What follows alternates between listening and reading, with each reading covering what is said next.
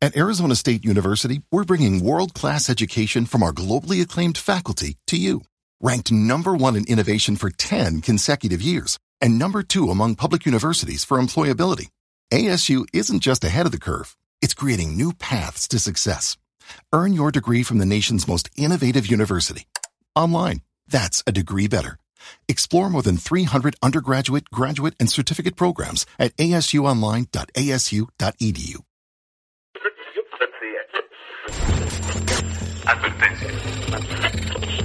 Los comentarios de la nutrióloga Carla Paola tienen como base estudios y evidencia científica, y su contexto es generalizado, por lo que no deberá asumirse de forma alguna que los mismos suplen a una consulta personalizada. Bienestar, alimentación, equilibrio. Nutrit, un podcast que te llena de información nutritiva. Alcanza tus objetivos y mejora tu vida, porque amamos la comida. Nutrit contigo.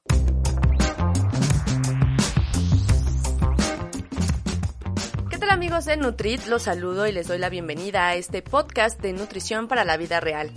Yo soy Adriana Cebes y hoy vamos a platicar acerca de un tema bien interesante. Como lo platicamos en el episodio número 2 de esta temporada con La Huella de Andrea y en el episodio 17 de la segunda temporada, donde abordamos el tema de la gordofobia, los trastornos de la conducta alimentaria no son por falta de voluntad ni por elección personal.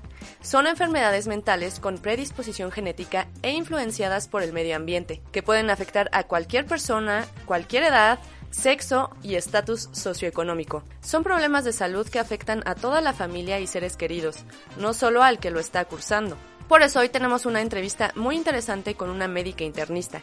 Les presento a la doctora Sugeli Fonseca Martínez. Ella es egresada de la especialidad en Medicina Interna por el Tecnológico de Monterrey. Es miembro de la Academia Americana de Trastornos de la Conducta Alimentaria y del capítulo hispanoamericano. Tiene una maestría en Ciencias de la Salud de la Adolescencia y la Juventud avalada por la Universidad de Guadalajara y otra maestría en curso en Trastornos de la Conducta Alimentaria. También forma parte del staff médico de un equipo multidisciplinario llamado Comenzar de Nuevo, cuyo principal objetivo es la de dar tratamiento, educación, prevención e investigación de trastornos de la conducta alimentaria y enfermedades relacionadas, tales como anorexia nerviosa, bulimia nerviosa y trastorno por atracón, también conocido como comedor compulsivo. Sin más, escuchemos esta conversación con las que saben.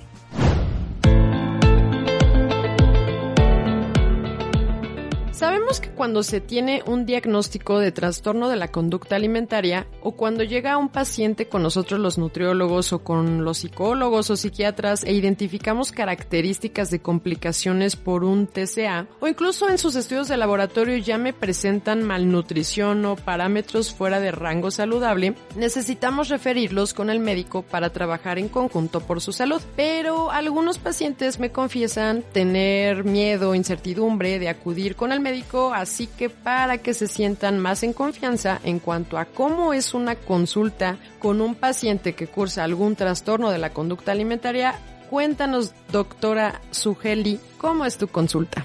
Hola, bueno, mira, primero pues quiero comentar que entiendo esta parte de que puedan tener miedo de acudir a consulta con un médico. En los últimos años pues se ha documentado o han salido artículos en donde nos hablan de este sesgo que existe en los médicos, ya sea en el peso, también con enfermedades de la salud mental, y también pues esto puede, o más bien afecta en el que el paciente desee ir a una consulta con un profesional de la salud por el miedo a ser juzgado, por el miedo a que le cambien un poco el pensamiento que ya han ido trabajando en terapia, lo que ya han trabajado con nutrición, los alimentos que han integrado, que si les van a decir que los quiten o que si los van a volver a poner a dieta o los van a asustar, etcétera. Entonces se comprende este miedo, pero pues existen en la actualidad también médicos que tienen una mayor empatía hacia estos diagnósticos y sobre todo cada vez más también habemos médicos que tenemos entrenamiento en la atención de pacientes con trastornos de la conducta alimentaria. No somos muchos, somos pocos todavía. Anteriormente o no se consideraban los trastornos alimentarios como algo tan común, o sea, los veían como pues algo raro, no existen, no pasa, no sé, ¿verdad? Incluso pues recientemente, o sea, han ido agregando otros diagnósticos. Todavía en el 2013 se agregó el diagnóstico de ARFID, que es el TERIA, el trastorno de evitación, restricción y de la ingestión de alimentos. Entonces, cada vez más, como te digo, hay mayor conciencia, eso es algo muy bueno. Y un médico que está entrenado para ver pacientes con trastornos de la conducta alimentaria, tenemos herramientas que podemos utilizar para hacerlos sentir tranquilos, en confianza, que no vamos a juzgar, vamos a ser empáticos y vamos a enfocarnos en lo que necesitamos ver, que es la parte de las complicaciones médicas. Asimismo también, si algún diagnóstico en la consulta te genera ansiedad o te genera preocupación, también podemos ayudar, o sea, con herramientas para educar en realmente qué significa este diagnóstico, de qué trata, qué podemos esperar, y trabajamos mucho en la psicoeducación del paciente. Y la psicoeducación del paciente, como tú me estabas platicando, lo de la nutrieducación, o sea, es algo que ayuda mucho al paciente a calmarse porque entiende lo que está pasando. O sea, ¿qué está pasando dentro de mí? Lo estoy comprendiendo, me estás explicando, sé lo que me espera, tengo metas de tratamiento que me estás proponiendo y trabajamos en conjunto con las personas que ya son de confianza para él, ya sea con el equipo de nutrición, psicología y psiquiatría, ¿no? Entonces, en la consulta, cuando llega el paciente, depende si es de primera vez o si el paciente me lo envía a alguien de psicología o nutrición. El paciente puede llegar conmigo por su propio pie, es decir, que me encontraron, que veo trastornos alimentarios y llegan a la consulta. También puede pasar que alguno de mis colegas de nutrición, psicología o psiquiatría, que también ven pacientes con trastornos alimentarios, me los refieren. Entonces, hablando específicamente del escenario en el que me los envíen ya con algún diagnóstico, entonces ahí, en ese caso, yo ya voy a haber tenido una comunicación con su equipo y el equipo me va a haber dado una retroalimentación o guiarme para dónde voy a buscar yo las complicaciones. Es decir, no vas a tener que volver a repetirme tu historia, o sea, una historia que tal vez es difícil para ti explicarme en la consulta porque ya lo has hablado en otras ocasiones con tu terapeuta, o que tocas temas que son muy sensibles para ti, que te pueden ocasionar que te desbordes. Si ya vienes referido, yo voy a enfocarme en la parte clínica, de evaluar qué complicaciones se presentan, no necesariamente nada más en desnutrición, sino pacientes también con peso normal, o pacientes con sobrepeso, o pacientes también que tienen talla grande, ¿no? Y en el caso de que sean pacientes que lleguen conmigo sin tener una evaluación, pues bueno, entonces ahí la consulta sí es más extensa, porque entonces me voy a enfocar en todos los niveles que componen el trastorno alimentario. Entonces, inicialmente, pues sí preferimos que vayan en compañía de un familiar para que el familiar también nos dé un poco de la historia del paciente, pero también si sabemos que las familias son complejas y si el paciente no quiere que la familia esté enterada o que se involucre porque no tiene ahorita la confianza de poder platicarlo, pues bueno, puede ir solo. El primer paso es acudir a consultar, ¿no? Entonces, en el caso de que llegue el paciente de esta manera, primero vamos a ver cómo está la parte del pensamiento y las conductas, ¿sí? ¿Qué conductas alimentarias son las que está presentando el paciente en este momento? Tiene restricción, tiene purgaciones, tiene atracones, tiene episodios de ayunos prolongados, está realizando ejercicio, y también exploro qué es lo que ocurre en cada una de estas conductas, es decir, qué ocurre para ti en el ejercicio, o sea, ¿por qué lo estás realizando? ¿Es después de ingerir ciertos alimentos? ¿Qué pasa si no haces ejercicio? ¿Cuánto ejercicio estás haciendo? ¿Qué cantidad de días a la semana lo realizas? ¿Qué tan extenuante es? ¿Propones una meta? O sea, realmente son muchas cosas las que podemos explorar alrededor del ejercicio. Asimismo, también hay muchas cosas que podemos explorar en relación a la purgación. Si está relacionado con un pensamiento simplemente de bajar de peso o si están relacionados con algún evento que me inestabilizó, me causó ansiedad, me dio preocupación. Entonces tuve un episodio de atracón y después tuve un vómito, ¿no? Entonces exploramos todas estas conductas porque es muy distinto y nos cambia el diagnóstico. Hay diferentes grupos de trastornos de la conducta alimentaria. Los más conocidos pues son anorexia y bulimia, pero que sean los más conocidos no quiere decir incluso que sean los más frecuentes, porque pues en la actualidad sabemos que los más frecuentes son el trastorno por atracón y los que corresponden al grupo de los OSFED, que hablando en español son los otros trastornos alimentarios o de la ingestión de los alimentos especificados. Y entonces estos son los grupos más frecuentes y necesitamos explorar también, no nada más, por ejemplo, lo del ayuno prolongado, eso ocurre también en los pacientes con anorexia nerviosa, y otras conductas que no sean tan severas vamos a encontrar riesgos de trastornos alimentarios acompañados de ciertos pensamientos. Entonces, aparte de las conductas, exploramos los pensamientos. ¿Y qué otros pensamientos? ¿Cómo está o cómo te ves a ti? O sea, ¿en qué momento comenzó tu insatisfacción corporal? O sea, ¿en qué momento pensaste por primera vez, pues no estoy a gusto con mi cuerpo, quiero hacer algo para cambiarlo? ¿O qué fue lo que ocasionó que pensara de esta manera? Y pues es muy curioso porque muchos pacientes sí recuerdan precisamente el momento que les hizo como un clic de me dijeron esto y después de aquí pues yo me estoy, es cierto, estoy muy gordo, estoy muy feo y quiero hacer algo para bajar de peso. Entonces, todas esas cosas las exploramos para transmitirlo posteriormente al equipo de psiquiatría o psicología que va a ver al paciente. También esto nos sirve para saber la severidad de la patología, porque es muy diferente si un paciente pues tiene solamente conductas, por ejemplo, de restricción no tan severa a pacientes que tienen ayunos de una semana, ¿verdad? Porque si hay pacientes que llegan a tener ayunos muy, muy prolongados, es muy diferente si de acuerdo a la cantidad de episodios de vómito que presenta el paciente. Entre mayor cantidad de eventos purgativos y mayor cronicidad de eventos, nos incrementa el riesgo de tener alteraciones médicas. Entonces, eso en cuanto al trastorno alimentario. Y ya hablando en relación a la exploración física, por ejemplo, aquí también es algo muy, muy importante porque comprendemos, o por mi consulta, comprendo que así como existe esta insatisfacción corporal, también el paciente puede sentir rechazo a que lo exploren, ¿verdad? O sea, un paciente puede no querer que te acerques y que le coloques el estetoscopio en su abdomen porque no le gusta su abdomen. Incluso no le gusta subirse a la báscula.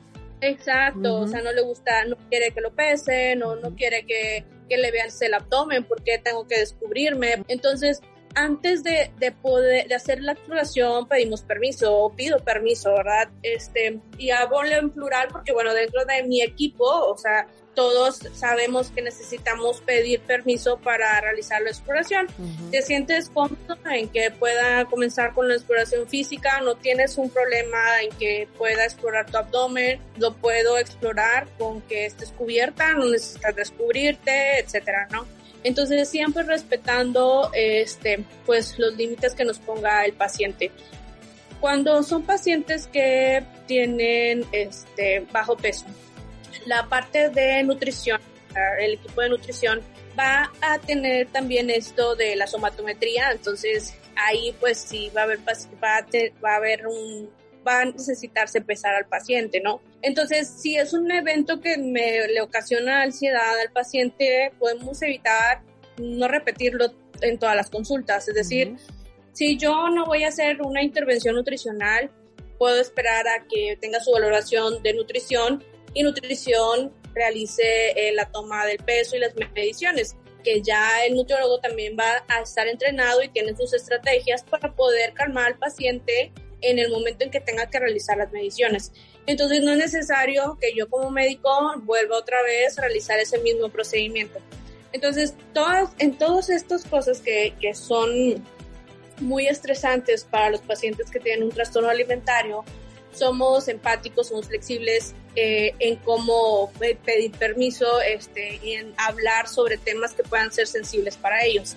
Y aparte de esto, pues también al final, cuando hacemos toda esta exploración, les entregamos una posibilidad diagnóstica, porque hay muchos trastornos que pueden mezclarse, muchas conductas, y que hace difícil que en la primer consulta ya salgan con un diagnóstico definido. Entonces, muchas veces es algo muy claro y podemos decir, mira, pues tú entras dentro de este grupo de trastornos alimentarios, y otras veces es muy complejo y sí prefiero tener el apoyo de psiquiatría o un psicólogo experto en trastornos alimentarios para desglosar bien las cuestiones de la personalidad, que no estén interfiriendo como para dar un diagnóstico equivocado, ¿no?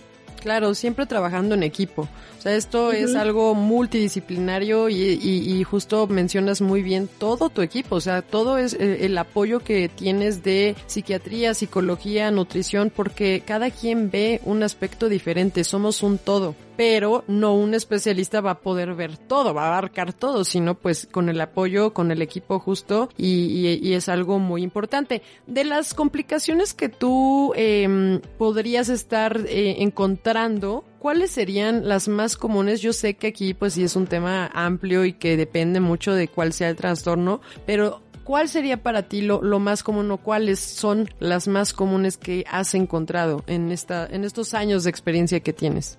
Mira, cuando hacemos una primera evaluación, el paciente sale con ciertas indicaciones de exámenes a realizar y de estudios de imagen a realizar. Y básicamente lo que pedimos es de acuerdo a lo que hemos encontrado que es más frecuente de complicaciones médicas. Las complicaciones médicas las vamos a poder encontrar en todo tipo de pesos. Un paciente que tiene o que viene de una talla grande y que tuvo una pérdida de peso muy importante puede tener complicaciones médicas muy severas, así como una paciente que está con un índice de masa corporal muy bajo o una composición corporal con un porcentaje de grasa muy bajo, etcétera, ¿no? Porque lo que vemos es que tanta supresión de peso tiene el paciente, o sea, el peso que ha perdido en este corto tiempo, el peso más alto, el peso actual, etcétera, ¿no? Entonces, dentro de las complicaciones que podemos encontrar, las más importantes van a ser a nivel cardiovascular, a nivel del sistema óseo y también el ginecológico, el endocrino, o sea, muchos sistemas, pero lo más frecuente, ¿sí? Entonces, dentro de lo más frecuente o dentro de lo que pedimos es una evaluación por cardiología, porque los pacientes pueden tener alteraciones de su electrocardiograma con prolongación de algunos intervalos, o sea, que tienen que ver con la conducción del corazón, que pueden desencadenar arritmias que en ocasiones llegan a ser letales. Entonces necesitamos identificar esto por varios motivos, y uno es que con frecuencia los pacientes van a requerir de un tratamiento con psicofármacos. Entonces muchos psicofármacos pueden alterar también este intervalo, esta conducción del corazón, y si ya la tenemos prolongada, el dar un psicofármaco pues nos puede desencadenar esta arritmia que puede ser letal para el paciente. Entonces es importante, antes de iniciar un psicofármaco, siempre tener un electrocardiograma que nos respalde que sí podemos darlo, que el paciente está en cuanto a conducción eléctrica al corazón sin alteraciones. Y si hay alteraciones, entonces también yo necesito saber si es porque presenta alteraciones de algún tipo de electrolito. Es decir, si yo tengo conductas purgativas, puede ser que tenga alteraciones del sodio, del potasio, del cloro, del magnesio, etcétera.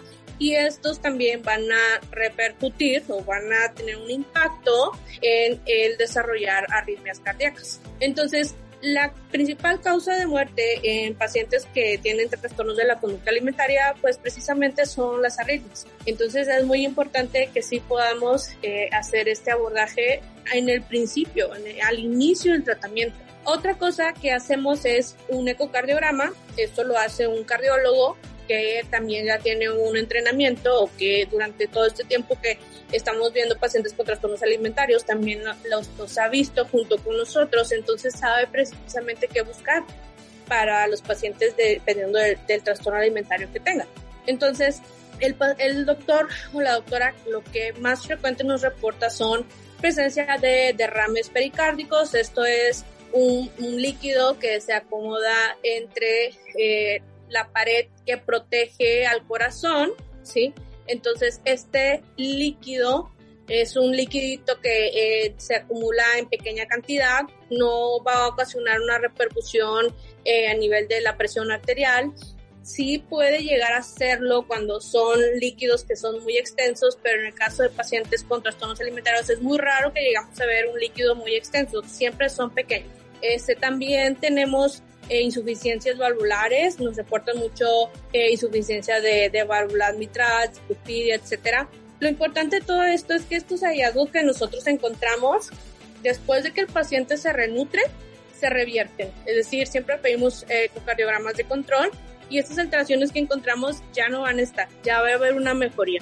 Entonces nos sirve a nosotros también para pues explicarle al paciente la importancia del tratamiento. Nuevamente, pues es psicoeducarlo sobre lo que está pasando, lo que sí está afectando, las conductas que está teniendo en su cuerpo.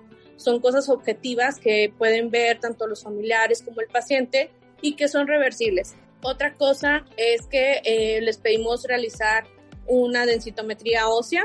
La densitometría ósea es porque muchas veces van a dependiendo de la cronicidad y la severidad, la pérdida de peso, si no tienen menstruación, etcétera, es que pueden presentar osteopenia o también pueden presentar osteoporosis. Entonces, sí tenemos pacientes adolescentes que tienen osteopenia u osteoporosis. Entonces, es muy importante detectarlos a tiempo porque es una causa que puede llevarlos a invalidez, ¿verdad? Tenemos pacientes que están en una edad en la cual están estudiando, están trabajando, o sea, participan mucho a nivel económico en nuestro país, en nuestros estados, etcétera. Entonces, el que lleguen a tener esta invalidez, pues bueno, no lo podemos permitir, necesitamos hacer intervenciones. Entonces, al momento de identificarlo, pues primero es que el principal tratamiento para osteopenia, osteoporosis va a ser la renutrición del paciente, volverle a restablecer sus ciclos menstruales y pues aparte agregarle vitamina D, calcio y también los enviamos a una valoración por endocrino en caso de ser necesario, ¿sí? Entonces, esos son de los principales alteraciones médicas. Otra es también que a nivel ginecológico, los pacientes pueden presentar una involución, esto es decir, una regresión del tamaño de sus órganos femeninos. Los ovarios pueden hacerse pequeños, el útero puede hacerse pequeño y llega a estar a un tamaño antes de que comience la pubertad. Entonces, tenemos una valoración por ginecología para ver en qué estado nos encontramos, un perfil hormonal femenino que muchas veces va a haber disminución de todos los grupos de hormonas femeninas y llevamos un seguimiento ya que ocupamos o mejorar la parte nutricional también para que esto se revierta. Y en la cuestión de gine, algo que nos preguntan mucho los pacientes es ¿cuándo voy a volver a menstruar? Entonces, la menstruación se restablece un poco retrasada, es decir, ya recupera el peso, un porcentaje de grasa saludable, empiezan a tener como que rastros de menstruación, ya sea manchas, pero no llegan a cumplir unos días completos teniendo menstruación, sino solamente manchas, un poquito de coágulos, o sea, cosas muy pequeñas, vagas. Y luego posteriormente ya empiezan a tener sus flujos normales. Entonces, es un poco de cuestión de paciencia. Claro que queremos que se restablezca la menstruación lo más pronto posible, pero pues bueno, ahí también es lo que el cuerpo ocupe de tiempo para volver a iniciar todos sus mecanismos hormonales. Ya este tema de la paciencia que entra en todos los episodios que tenemos en este podcast, entra mucho pues el calmar justo la ansiedad, el estrés y volvemos al mismo punto donde pues la terapia psicológica nos va a ayudar muchísimo. Entonces pues es un todo, el ver la vida de una manera diferente, un poco más tranquila y sin tanta presión, pues poco a poco también se va dando y va ayudando, contribuye bastante. Entonces, esto es lo que hacemos en todas las consultas de pacientes con trastornos de la conducta alimentaria. Claro que no todos los pacientes, no todos los trastornos, como ya hemos mencionado, se tratan igual, todos tienen diferente historia, hay cosas que modificamos, ¿verdad? Entonces, también otra evaluación que es importante es ver la parte del daño cognitivo que ya pudo haber ocasionado el trastorno alimentario por las conductas alimentarias que presentan las pacientes en el tiempo que lleva el trastorno alimentario. Entonces, esto ya es como un poco de incluir al neuropsicólogo, pero pues muchas veces necesitamos aplicar ciertas pruebas para valorar cómo está la parte de la cognición del paciente, de las funciones ejecutivas, etcétera. Entonces, eso es muy importante porque puede haber alteraciones que limiten al paciente. Nuevamente son personas jóvenes, ya sea en su carrera, en su trabajo, en su casa, con cuidados de familiares, etcétera. Entonces, es muy importante también que sepan que entre más rápido podamos trabajar en su recuperación, vamos a evitar que existan complicaciones a nivel neurológico. Se ha descrito que en pacientes que tienen principalmente anorexia nerviosa puede haber una disminución o puede haber una atrofia a nivel cerebral. Entonces, cuando llega esto, eso sí es como más difícil de poder revertirlo, ¿sí? Entonces, es muy importante que entre más pronto se haga el tratamiento, es mejor, podemos revertir las complicaciones, todas las que he dicho hasta el momento. Lo muy importante es que los podemos recuperar. El que llegue a tener un paciente osteoporosis, sí vamos a poder llegar a tener una densitometría ósea normal. Sin embargo, sí queda ya el riesgo de tener osteoporosis a una edad más temprana. Es decir, o sea, si esperábamos que lo tuviera posterior a la menopausia, pues a lo mejor va a empezar antes porque ya tuvo un daño.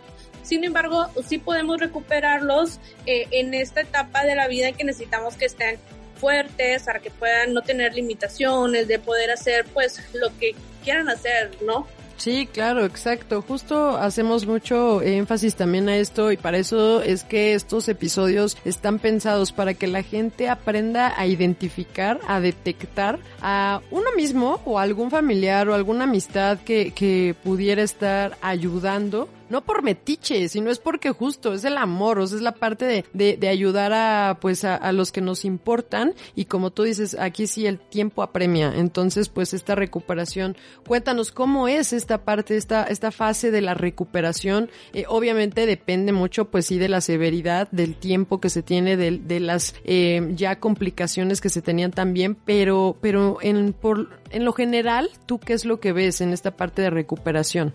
Mira, algo muy importante es que yo sé que tal vez pueden pensar que pues todo lo que les estamos diciendo de que tantas evaluaciones, que abordaje, nutrición, psicología, psiquiatría, pues cuánto me voy a gastar en tantas consultas, ¿no? Y pues la realidad es que sí, el manejo de pacientes que tienen trastornos alimentarios, por ser algo multidisciplinario como recomendación para alcanzar la recuperación, sabemos que sí puede llegar a ser algo costoso, ¿no?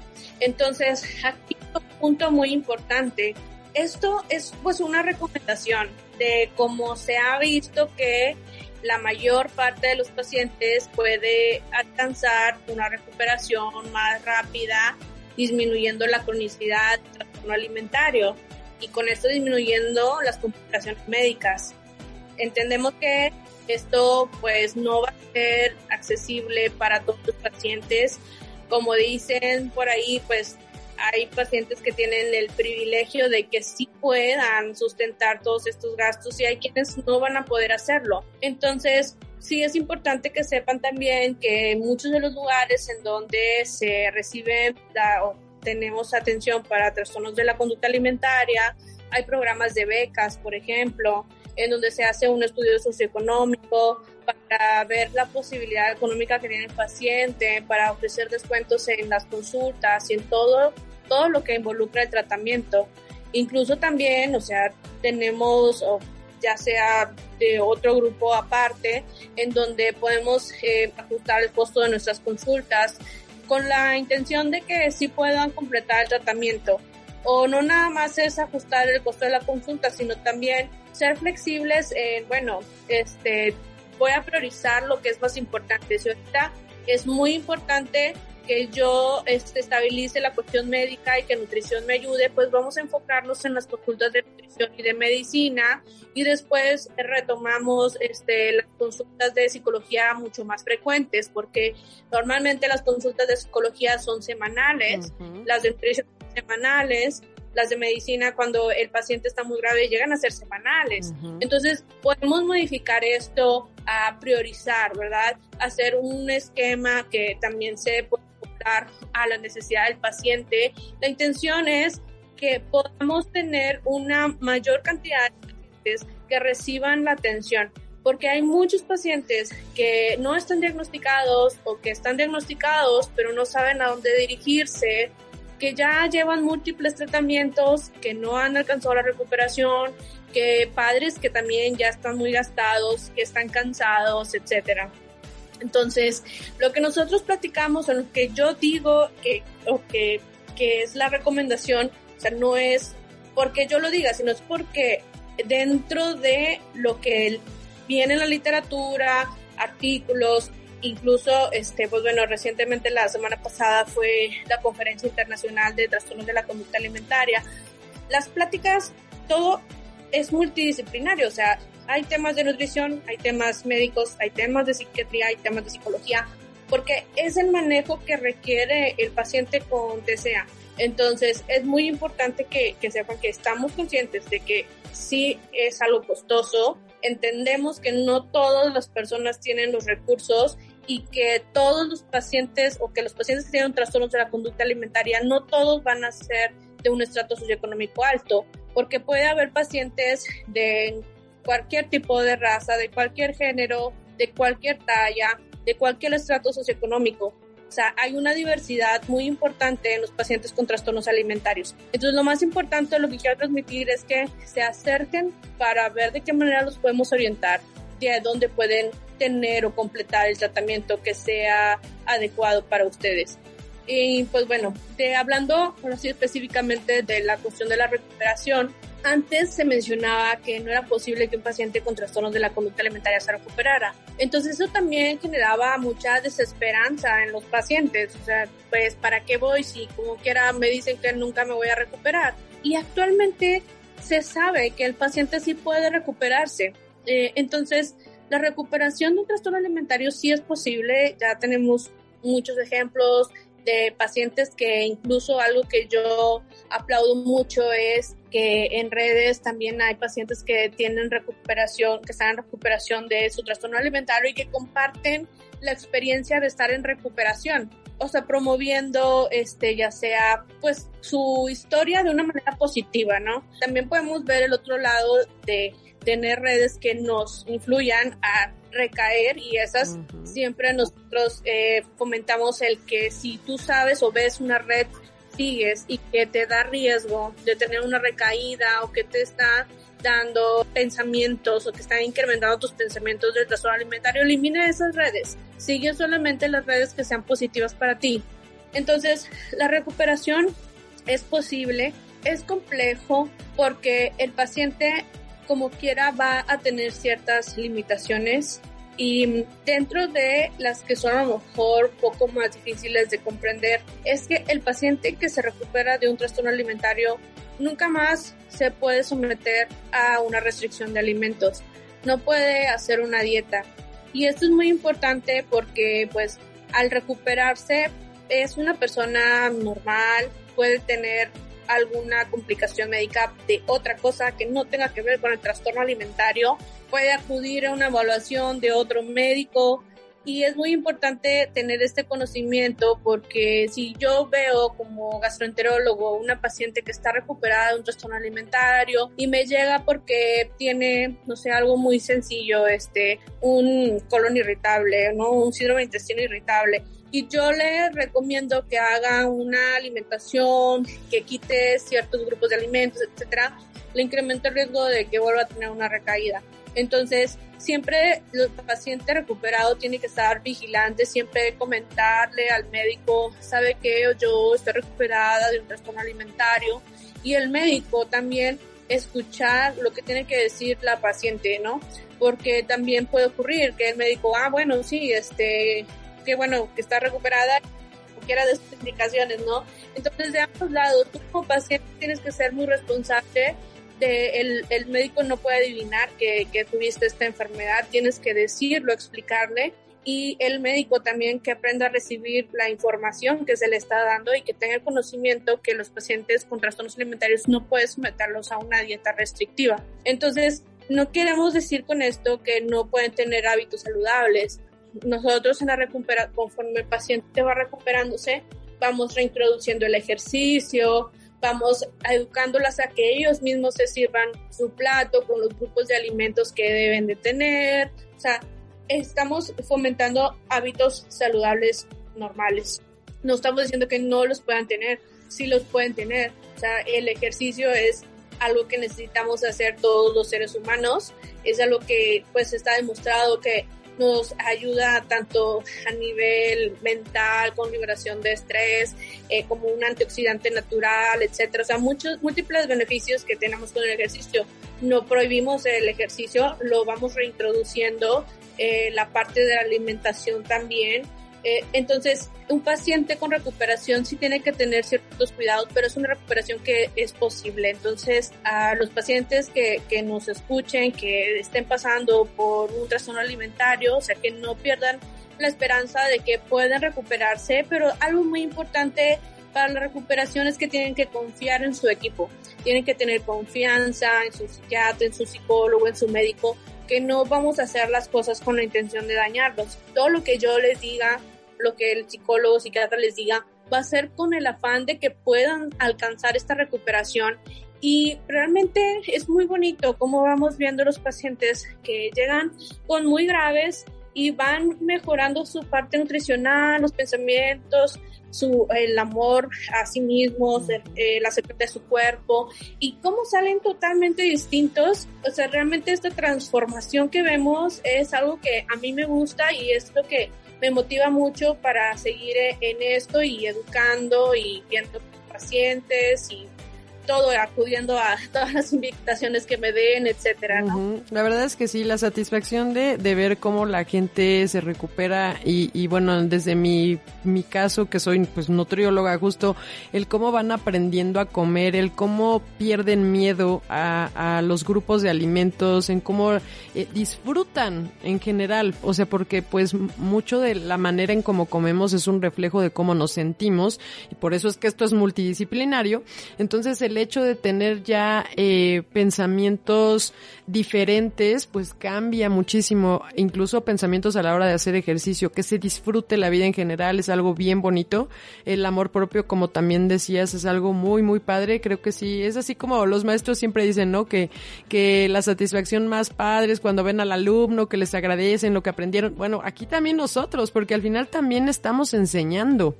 O sea, sí les ayudamos a recuperarse, pero viene una enseñanza también. O sea, ellos van a aprender a conocerse, a comprenderse y a pues todo este tema multidisciplinario que decías.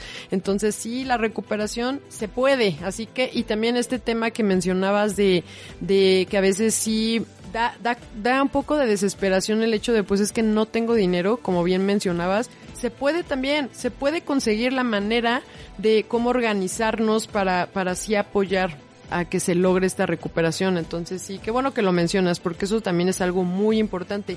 Y bueno, no nada más nosotros estamos para apoyar. La familia, justo como tú decías, la familia o los amigos o las personas más cercanas que están con el paciente, que bien nos decías, puede ser que entren a la consulta, incluso a la primera consulta, o a lo mejor al principio no tienen todavía ese lazo, no se sienten tan en confianza, pero poco a poco se puede ir abriendo este círculo de apoyo, este grupo de apoyo, y entonces puede ser la familia, o puede ser la pareja, o puede ser los amigos o alguien que también va a ser importante sentir el tema del apoyo familiar. ¿Qué nos puedes platicar al respecto? Sí, mira, de hecho el pasado 2 de junio fue el Día Mundial de Acción por los Trastornos de la Conducta Alimentaria y el tema fue cuidando a los cuidadores. Entonces, los cuidadores pueden ser los papás, el esposo, hermanos, si es tu mamá la que está enferma, los hijos. Entonces, los cuidadores son muy importantes. Tener una red de apoyo es muy importante, no nada más en los trastornos alimentarios, en muchas cuestiones de la vida es muy importante tener una red de apoyo. Hacer todo solo sí hace las cosas mucho más complejas, pesadas, difíciles. Entonces, un paciente que de por sí ya está pues con un pensamiento que todo el día lo lleva a estar nuevamente rumiando sobre pues la alimentación, su imagen, el miedo, que todas estas emociones lo abarcan la mayor parte de su día, necesitan, o lo que recomendamos es que sí tengan un hombro en el cual apoyarse, ¿no? La recuperación implica que vamos a tener exposiciones a cosas que en un inicio vamos a pensar, yo no voy a hacer eso, ¿no? O sea, como lo que decías, la reintroducción a grupos de alimentos. Entonces, si yo ya quité todos los grupos de alimentos y solamente estoy con vegetales, yo voy a necesitar moverme de lo que estoy haciendo para volver a reintroducir grupos de alimentos. Y esa reintroducción es algo que va a ser difícil para el paciente, es algo que puede ocasionar crisis, es algo que puede el trastorno alimentario querer que persista, y entonces el paciente solo es más difícil que pueda lograr controlar este pensamiento que lo está persiguiendo el 98% del día. Entonces, para esto, la red de apoyo es muy importante, ¿sí? Entonces, incluso hay algo que se llama FPT, que es la terapia basada en la familia, que es una forma en donde los papás van a tomar la responsabilidad nuevamente de la alimentación del paciente. Hay FPT que se utiliza sobre todo en pacientes que todavía dependen de los padres, y entonces aquí el papá toma nuevamente todo esto de preparar los alimentos, y la persona ya era una adolescente independiente que se cocinaba, que pues a sus horas no tenía o no convivía en la alimentación con sus papás, etcétera. Pues todo eso lo tenemos que cambiar. Nuevamente la familia es la que cocina, que compra el mandado, pone el plato en la mesa, acompaña para durante el tiempo de comida, en todos los tiempos de alimentación. También les enseñamos estrategias para poder trabajar durante el tiempo de comida, que es cuando ocurren las crisis de los pacientes, de saber cómo validarlos, de no caer en conflictos, de cómo ayudar para que el paciente pueda seguir comiendo, terminar el plato, sin que sea algo terrible, ¿no? O sea, claro que sabemos que es difícil, pero para eso pues queremos apoyarlos. Entonces, existen personas que están entrenadas en impartir esta terapia a los familiares, a cualquier cuidador, o sea, los cuidadores que mencionamos que pueden ser, para que puedan ayudar al paciente durante su recuperación. Entonces, hay diferentes terapias en las que involucra la familia. La familia es muy importante porque también puede ser un factor que perpetúe la enfermedad. Es muy importante educar a las familias en relación a los trastornos de la conducta alimentaria, porque todavía hoy en día puede haber papás que piensen que pues no es algo que se deba tomar tan en serio. Y no es que lo hagan de una manera intencional porque no quieran ayudar a su hijo, es porque realmente no hay mucha información que se divulgue alrededor de los trastornos alimentarios. Estoy segura que si un papá ve a su hijo que está incrementando de talla, se va a preocupar porque ya está subiendo de peso, ¿verdad? Uh-huh. Porque alrededor de nosotros tenemos muchísima información en relación a la obesidad, ¿no? Entonces hay mucha información en relación a esto y no hay tanta información en relación a los trastornos de la conducta alimentaria, siendo la población adolescente es donde más se presentan. Entonces no es culpar a los papás porque realmente falta mucho de educar, sí, falta mucho de educar desde el nivel médico, el nivel de secretarías, etcétera, de salud sobre estos temas. Entonces, la educación a los papás sobre el trastorno alimentario es muy importante porque el papá, con la intención de querer ayudar a su hijo, puede hacer o tomar acciones que, contrarias a ayudar, perjudiquen. Entonces, es muy importante el involucro de la familia para que cuando el paciente ya está recuperado, que salga de los diferentes tipos de tratamientos que existen para los trastornos alimentarios, ellos ya sean un arma más para poder mantener la recuperación del paciente. Y realmente los papás aprenden muy bien, son unos excelentes aliados, se involucran y eso también nos ayuda a poder alcanzar la recuperación, el involucro de la familia. Entonces, la familia es muy importante. Muchas veces o anteriormente estaba pues no sé si llamarlo sesgo, mito o de qué, pero que la familia era la culpable de que un paciente tuviera un trastorno alimentario. Sabemos que los familiares no son los culpables, que un paciente tenga un trastorno alimentario. Un trastorno alimentario es una enfermedad que es multifactorial.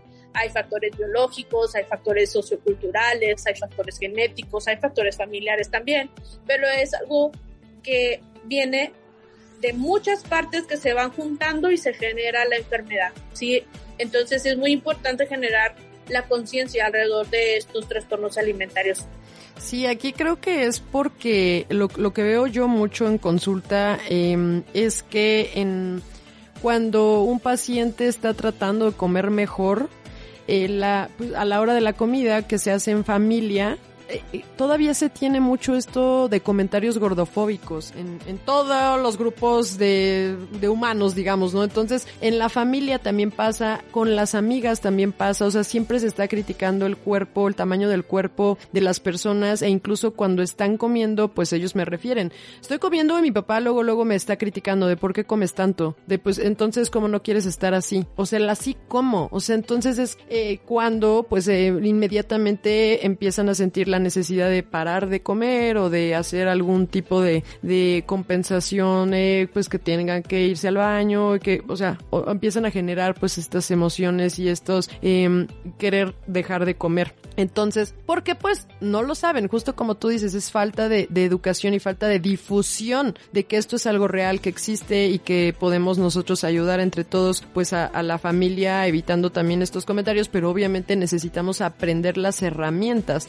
no nada más es de mejor no comentes nada, o sea, no es eso tampoco, es sí, o sea, sí ayuda, o sea, es aprender a cómo es que sí podrían ser de utilidad comentarios o incluso cómo motivar para que se pueda pues llegar a la recuperación de una manera integral, pero claro, no es culpa de la familia, es la falta de información que se tiene al respecto y como tú dices, pues también porque todavía no se vuelve un tema. Si simplemente el hecho de cuando tú comentas en tu familia que vas al psicólogo, algo sale. Si es que en mi terapia con el psicólogo se te quedan viendo como de, ¿tú vas al psicólogo? Pues ¿por qué? ¿Te sientes mal? ¿Estás loco? Siempre es como todavía se tiene el tabú o las ideas como que solamente los locos tienen que ir al psicólogo, cuando entonces imagínate pues cómo van a estar también ciertas personas cerradas mentalmente en el aspecto de un trastorno de la conducta alimentaria. Entonces también pasan por esa fase de negación donde no, mi hijo pues no tiene nada, no es eso o algo. Entonces pues bueno, son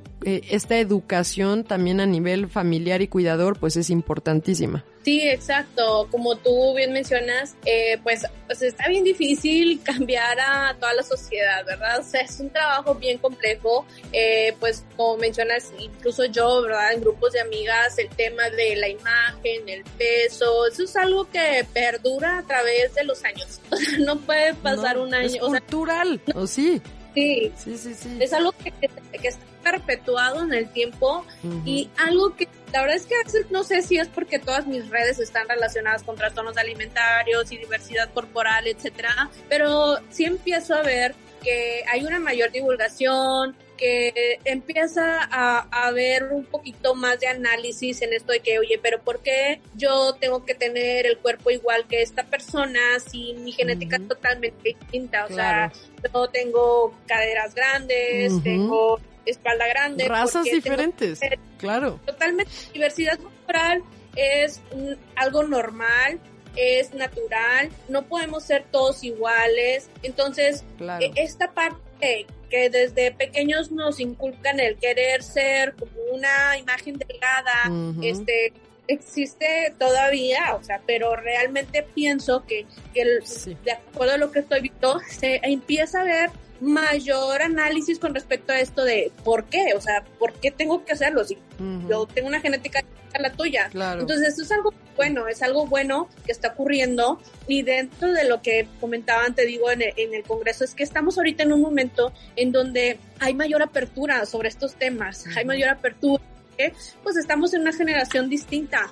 Jóvenes actuales son también más curiosos, se empiezan a hacer más preguntas, etcétera. Entonces creo que es algo muy bueno y que es una oportunidad que tenemos para poder esparcir más este mensaje sobre pues la importancia de los diferentes trastornos mentales, no nada más los trastornos de la conducta alimentaria. Como tú dices, es normal. Si yo como médico que he pasado por simplemente nada más, por ejemplo, la pandemia, ¿no? Y ocupo ir al psicólogo, pues es algo normal, o sea, es algo saludable, es algo que sí.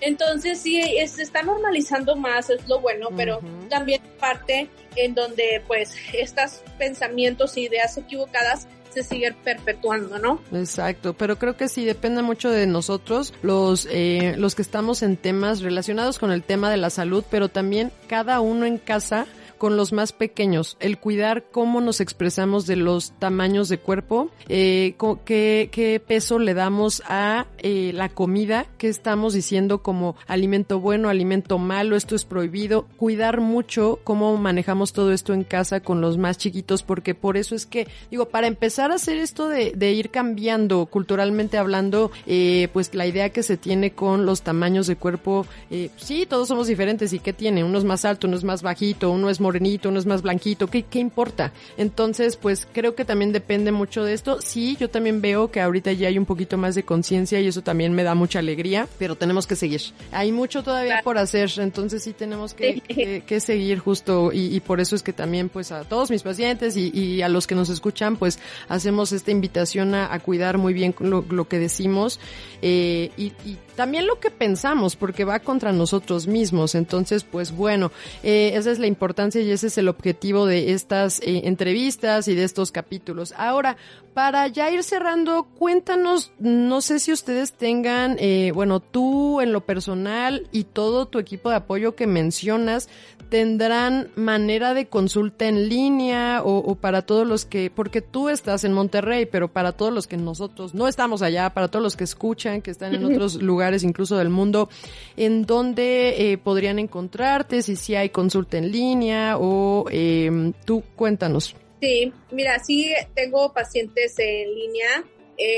Claro que también algo muy bueno de las redes, como tú mencionas, es que pues vamos encontrando y tenemos cada vez más un grupo de apoyo de otros equipos en otros estados, ¿verdad? Que también tienen un manejo multidisciplinario, que siguen las recomendaciones más actuales, etcétera. Entonces, por ejemplo, yo puedo tener una evaluación en línea y si considero que médicamente, o sea, es necesario una presencial, pues tanto puedo hacer una recomendación que vayan con alguno de mis colegas, o hay personas que dicen, bueno, pues hago un viaje y me vengo y para la evaluación y todo, ¿no?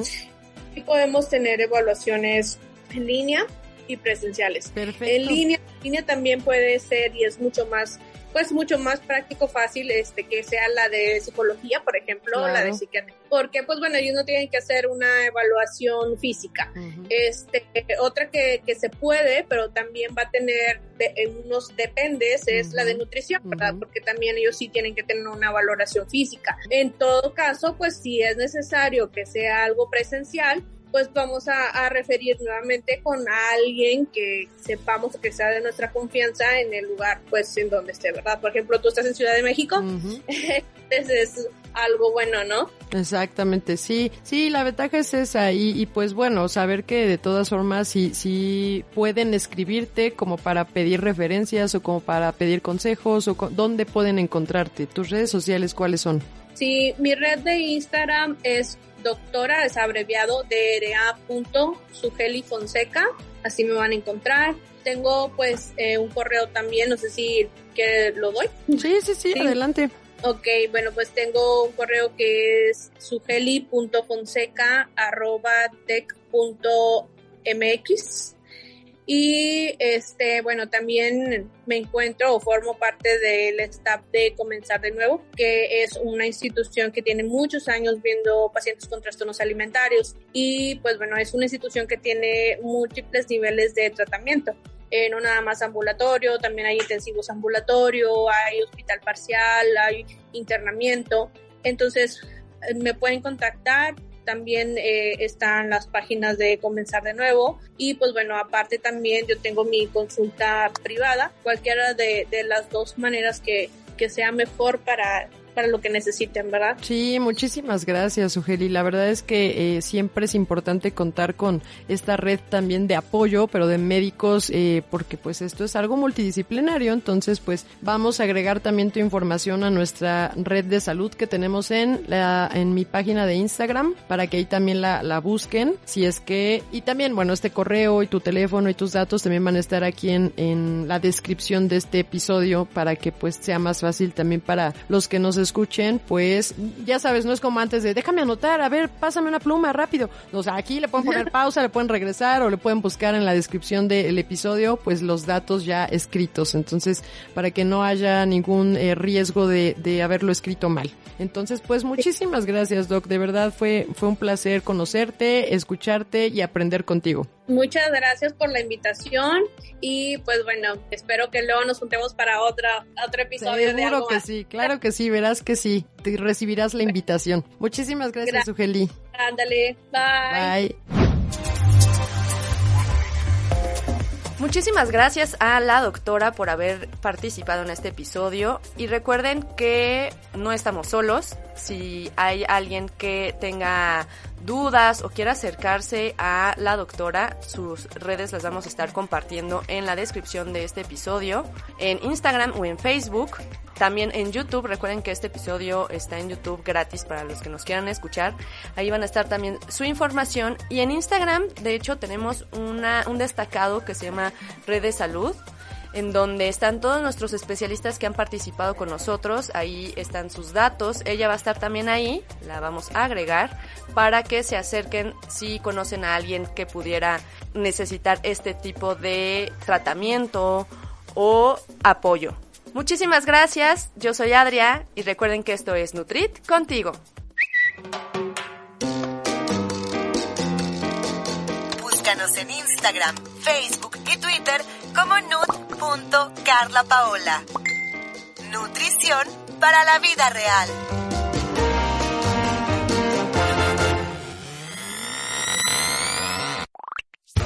Nutrit, un podcast que te llena de información nutritiva, es una producción de Auricular MX. At Arizona State University, we're bringing world-class education from our globally acclaimed faculty to you.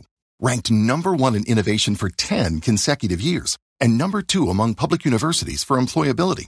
ASU isn't just ahead of the curve. It's creating new paths to success.